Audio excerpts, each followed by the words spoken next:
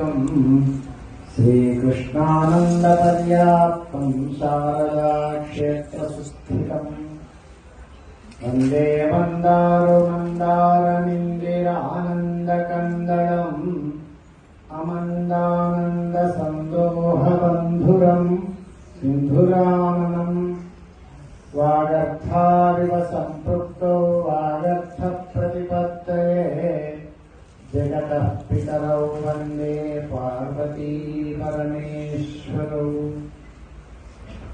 वागीशायस्य वदने लक्ष्मीर्यस्य च वक्षसि यस्यास्ते हृदये संविष्टं नृसिंहमहं भजे।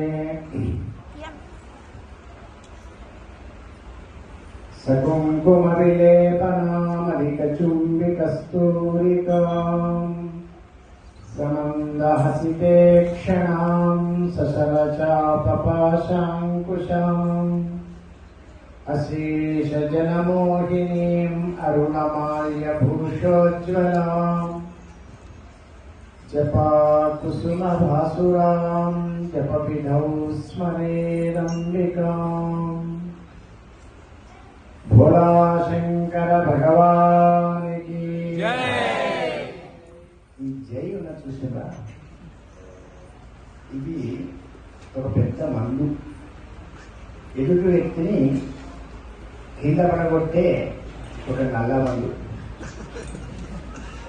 జై అంటే ఇక సంస్కృతంలో ఉన్నటువంటి పెద్ద మనుషులు చాలా మంది ఉన్నారు. యజ అని అర్థం. జయ అంటే యజ అని అర్థం, అంటే పూజిస్తున్నామని అర్థం. అంటే మనం ఎవరితోటి అంటామో, ఎవరి పేరు పెట్టి జయ అంటామో వాళ్ళను మన మాటతోటి, వాక్ పూజనం, మన మాటతోటి పూజ చేస్తున్నట్టు లెక్క. మరి 100 సంవత్సరాలు బతికేట వరకు రోజుకు 100 సార్లు చేయగొడతాం మనం. ఎప్పటికి ఉండే ఎవరికి ఎంగుబాయ భగవంతుడికి ఎన్నిసార్లు చేయగొడతామో మీరు ఆలోచన చేసుకోండి.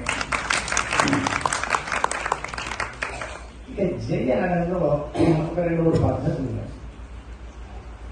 మగవాళ్ళు అనుకున్న వాళ్ళందరూ 2 చేతులు మొత్తం పైకి ఎత్తి చేయాలని, అమ్మలు కంఠం వరకే 2 చేతులు నమస్కార ముద్రలో పట్టుకొని ఇంట్లో పని కాకపోతే ఎంత గట్టిగా మాట్లాడతారో అంతకంటే ఎక్కువ గట్టిగా చేయాలి. వాళ్ళతో గట్టిగా మాట్లాడించుకోవద్దు అనుకుంటే ఇంట్లో హ్యాండ్స్ అప్ అవుతారు కదా పురుషులు, ఇక్కడ హ్యాండ్స్ అప్ అండి.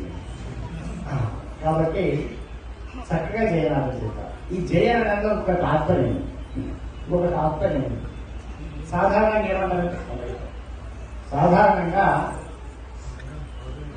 నామం చెప్పగానే పురా చేయంటారు కదా, అంటే సఫిక్స్ కాదు, టోటల్ అనాలి. భోలాశంకర భగవాన్కి జయ నేనంటే మీరు కూడా భోలాశంకర భగవాన్కి జయ అన్నారు.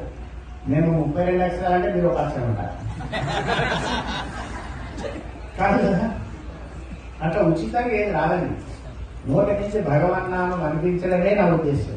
కాబట్టి మొత్తం నేనేమంటానో అదంతా విని తర్వాత నేను అన్నాను. అది ప్రాక్టీస్ చేసుకోండి ఎక్కడైనా.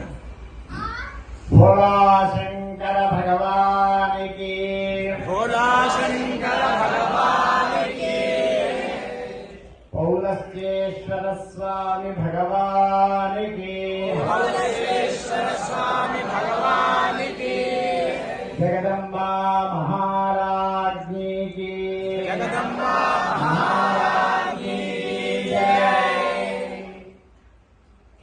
మదనానంద సరస్వతి స్వామి భగవానికి, మదనానంద సరస్వతి స్వామి భగవానికి,